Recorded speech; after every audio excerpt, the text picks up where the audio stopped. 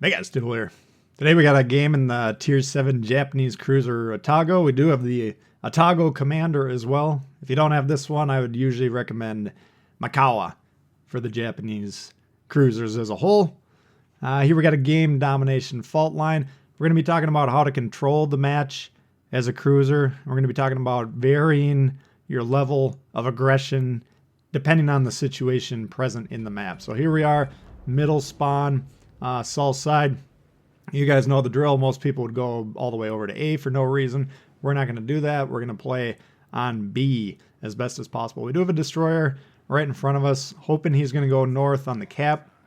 If he wants to stay on the west side, that's fine. Keep himself protected, but he can provide spotting in the middle and challenge the cap. We're going to try and play right next to this island and hopefully get some shots to support him. But opening here, how aggressive are we going to be? Not very aggressive at all. We got guys kind of to the northeast of B. We also got 3 guys moving to the northwest into A, and those guys can shoot through the lanes into this position as well. So a lot of maps you got to keep an eye on 2 potential flanks at one time. This is one of those. So we're going to just pull some zoning torps down there, whatever. Not that big of a deal. Probably not that good of a launch, but we're not expecting to get much action.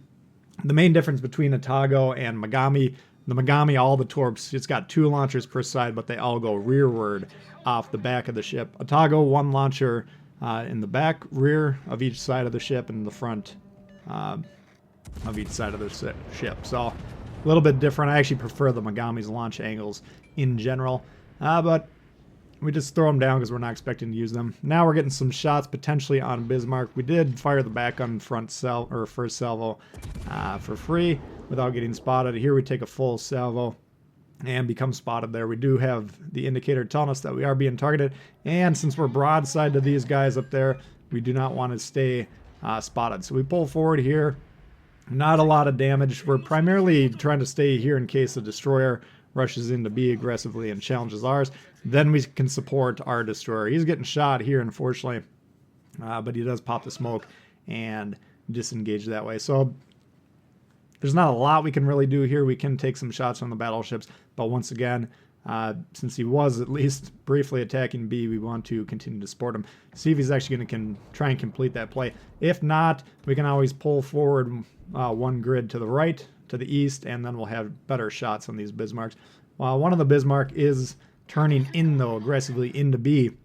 Now, the destroyer needs to be aware that the Bismarck has sonar on it. It's actually got really long-range sonar. So the longer, or the closer he gets to the cloud, and the longer the Fletcher stays in the cloud, the more danger he's kind of putting himself in. I'm going to try and continue to pepper him with shots here, do some damage, but also make him think twice. Maybe I don't want to go into B as aggressively as I'm going to be doing. He also has another guy just to the right of him on the screen there, pulling due south into B. So the battleships, the Bismarck trio division, is actually being quite aggressive with their position. They do have 1 in the back supporting as well. So we're going to try and continue to deal some damage here with the intent of pulling forward and disengaging once this guy's got shots on us. We've taken a few whacks at him here, get another one there. And he's probably getting sick and tired of what's going on here. So you can see his guns are trained down this way. Doesn't have a shot on the Fletcher, of course, even though he's pushing in to counter the Fletcher. But he gets one off there. We luckily gun the engine and turn away at the same time. Dodge the majority of those shots. And being steeply angled like this, in general, you usually protect the Citadel much better than if you're fully broadside. So you gotta keep an eye on the angling and dodging whenever you're playing these ships. You don't want to be taking flush shots. You can see the Fletcher's plan was to torp him as soon as he got closer, but the Bismarck, all he had to do was turn slightly, and now the Fletcher's in trouble. I presume he's in the sonar range there, if not outright spotted by this guy with a clean line of sight. Nevertheless, Bismarck close range, secondaries going off, main guns going off on him. He's in trouble. We're continuing to pull forward here, and we're getting spotting on the Bismarck so we can even drop spot and shoot for free. But we want to keep ourselves safe first and foremost, and keep the Fletcher alive if at all possible. Luckily, Iowa does pile on with some shots there. Fletcher is spared. The other Bismarck that we talked about earlier that was going south, he's now turned in towards the Fletcher. He wants to get some revenge for his buddy. I'm trying to slow down. You can see we've stopped the engine. I want to get that front salvo of torps off, or at least the back one if it reloads.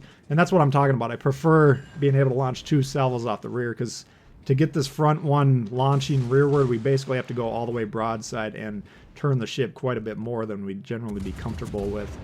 Some people like the forward launch, especially if they're in really aggressive forward positions. I get that, but just in general, the way I like to play the Japanese cruisers a little bit more defensively. Prefer them coming out the back. Miyoko, we did have a shot there a moment ago. Might as well pepper him. He's getting spotted, and he's just kind of sitting there. But Bismarck, once again, we're going to try and deal with this guy as quick as possible here. You can see the gun's not pointing towards us, so unlike the first Bismarck that came around, he wasn't quite as hell-bent on gunning our ship. We do set him on fire, get the resets on him, have the torps launched, and then we're going to just assume, okay, we don't want, he's close enough to us that we don't want him to be able to move forward a little bit and fight us close range, because we're not going to be doing very well at that juncture. So moving south here, we're getting a little bit away from the caps, and a lot of times we talk about on the channel staying close to the relevant portions of the map, which is, if you draw a little oval around all 3 caps, that's basically where you want to be in domination mode. But we are still able to project power into that zone and you know, keep ourselves relatively safe. We've got a Bismarck over there. He's engaged with the Iowa. Miyoko trying to get this AP loaded here. We're going to try and protect ourselves at the same time, so we kind of angle away from him. Not sure what shell he was going to load there, but we want to try and dodge as much as possible. Now we got the AP loaded. Get the 1 shot off. Just get it over that hill there. And then we're going to go switch back to the HE, because now we're planning on helping out with that Bismarck. Miyoko does take a decent whack. We do reset him as well, but there's no more we can really do against him at this point in time, and nobody on the team really looks like they have a firing angle on him at the moment. So there's not much we can do about there. Getting back into position, number 1, to get closer to the action of the match, and number 2, to get a shot on the Bismarck. Probably not going to be able to keep the Iowa alive at this point in time, but whatever we can do, or at least deal the damage while he's still shooting at the Iowa, is another good plus here. So far in the game, we started off kind of really defensive, making sure we were protected against all the ships. And then, since then, we've still been maintaining the use of the island cover, but we've been kind of trying to engage these ships 1v1. There we got a quick shot off while we were still blocked line of sight. Not a very well-aimed shot, though, unfortunately. We missed that one. Would have been nice to get him to cycle that damage con, potentially with a quick fire strike that he wouldn't be able to retaliate against. Nevertheless, in a pure kiting situation, if we're just fighting this Bismarck 1v1, we do have a good advantage here. These shots have to travel further than ours, since we're sailing away from him. And of course, his gun's less accurate at range. Ours pretty good accuracy at any range. So we're able to control the fight here. We can see the shots coming in. We got time to potentially dodge them and advantage us. The problem we got here is the Miyoko crossfire due to the north, and we don't know where it is. We don't know if it's trying to set up an ambush, get that same AP salvo that we got into him. So I'm being very nervous about here. We actually don't engage the Bismarck quite as aggressively as we would here, just due to that fact that we do have that threat to the north.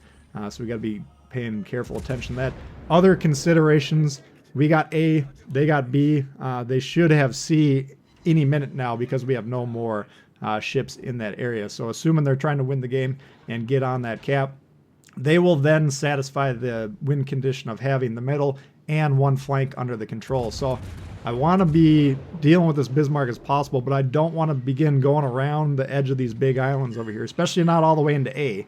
That would be a disaster, because I would take myself out of the game for 3-4 minutes, and we're getting into a critical juncture. But even this big island directly to the north of us could block us from having some shots. That might allow this Bismarck to kill 1 ship, maybe get another shot off. So I'm trying to turn back into B here. Of course, to do that, we got to be broadside to the Bismarck. Now, we just saw him shoot his main guns there. That'll give us a little bit of safety. But once again, I'm trying to wrap this fight up as quick as possible and then get back into B to defend B. Because we need to flip B, because you can see they're already in the process of getting that second cap. The score tied in terms of ships. Now we have quite a big lead, because we've had both caps and they've only just gotten B recently. So they still have to kill a few ships, but you know, that's easy to do, relatively speaking. And once they get that ensured background score increase going with a dual cap advantage, they begin to catch up quickly. So Bismarck, now we're kind of committed to fighting this guy to the death here at least. We're angling in towards him. That isn't with the understanding that we can bounce his shells or anything like that. He can still do damage, but once again, we want to protect the Citadel as much as possible. And if we're pointed more or less at him, then, you know, some of the shells that are going a little bit wide around the ship will miss us naturally there. Secondaries continue to go off and hit us. That's a problem. Trying to get this Bismarck down. We do expose. We got the front gun busted at least. We're exposing the rear a little bit. The broadside, getting those rear guns in. And we're not really moving that fast. So unable to quite sink them there, and hoping to pull forward here before the retaliation shot comes in. Maybe get one more shot here, set them on fire, and get rid of them. You saw briefly we were considering shooting that destroyer, but due to the fact that we had a life-threatening challenge in front of us, we needed to focus on the Bismarck. So now that we've pulled forward, Bismarck can no longer shoot us, and we're not spotted. They do have the destroyer in the smoke. Now they do have an extra ship at the moment here, and we need to be careful because we got the lead. We don't want to be squandering that. Even if we lose a couple ships, we still potentially could win the game on score. And now we're down 2 ships. We're in a bit of a pickle there. Shoot blind into the smoke, trying to set up the ambush on the Bismarck, but luckily he does go down. And now you can see our whole team's kind of aggressively on B. We're actually capturing right now. The destroyer is right outside of the cap. So ideally we'd like to secure this. And looking at the game clock, we could probably be getting low enough where we could just sail off in the sunset and win the game on score. That's what we're looking at here. Bismarck on the verge of going down, though, and it's always a 100-point swing. So we're currently up 230 points. He goes down, it's going to be 130 points. And if we're driven off, which we will be in a 3v1 situation, then they got an opportunity to start running up that score. So got to keep an eye on the game score at all times here. Florida coming around here. Not the most dangerous battleship known to man, but if he does hit a square, he can definitely do some damage. So we got to be careful here. Continuing to capture the base, and we're keeping an eye on that very closely. You know, so we're not shooting at the Florida. We're not trying to get spotted here. We want to capture the base. Now he's contesting the base. So we got a quick decision to make. How aggressive do we want to be here? We got a destroyer. If we sink him, we probably got enough score to run away. We also got that Miyoko, I believe, who's really low. And then the Florida, who's pulling behind this big island. And that's kind of what we were talking about earlier. Getting yourself blocked from the action, even if it's just for a minute. In these situations here is quite critical. So we launched a shot there, keeping an eye on when we drop spot, if at all. And it looks like the Florida was probably the one spotting us there. Pulling in towards this island. I want to catch this destroyer as close as possible. Getting sonared by him. Now it's the Friesland we're going against. He does have a powerful smoke and a sonar to work with. However, he pulls forward here, broadside. No torpedo threat on there. Watch how much damage he can do, though. The Friesland, we never want to underestimate this. He switches over to the AP. We're turning away, trying to protect the Citadel and the broadside, but in the meantime, he gets a lot of damage off on us. So luckily, we're able to catch him square in the jaw there, hit the damage con, put the fire out. Miyoko, right as the damage con cooldown ends, hits us with the HE, but now we're unspotted, and now we need to evaluate quickly what the score situation is. We're up 200 basically on the dot. Now each cap per minute is 36 points, so 72 minutes per minute, 140 points if we double that for the 2 minutes remaining. And since we have a 200-point lead, we know that that won't be enough. They have to either sink me, which is going to be their best bet, or hypothetically they could get on A, stop the accrual of points if they could teleport there, but of course they don't have enough time to do that. So we're trying to get the heck out of there. Had a decision to make. Do I want to go to the left of that horizontal cigar-shaped island or the north of it?